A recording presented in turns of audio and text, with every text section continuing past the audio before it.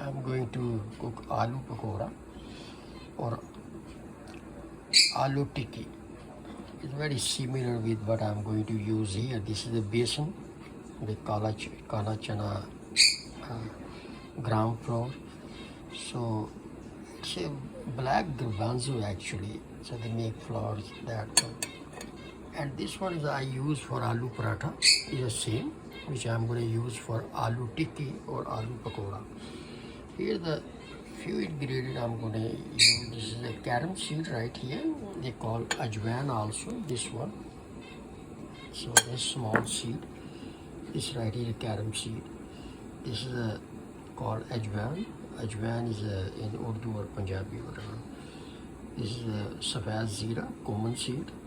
This is a pink salt and crushed pepper, red chili, crushed pepper. This is coriander, dry coriander, which is also cilantro grows with this because I grow cilantro sometime with the seed.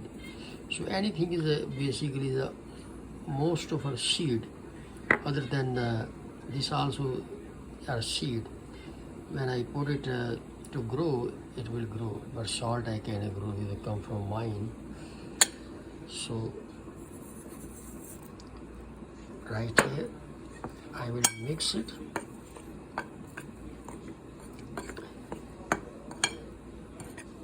I'm not gonna make big tiki. I'm gonna make like a small size, which is pakora size. So I'm mixing, then I'm gonna add water, and I will leave it just to sit down a little bit. So I will let it rest like a 20-25 minutes before I will fry, because I have to be fried. That's what pakora all about. And once it will be ready, once I'm going to start making pakora, then I'm going to make another video. So I'm going to just mix it, and that's all. Then I'm going to take care of it.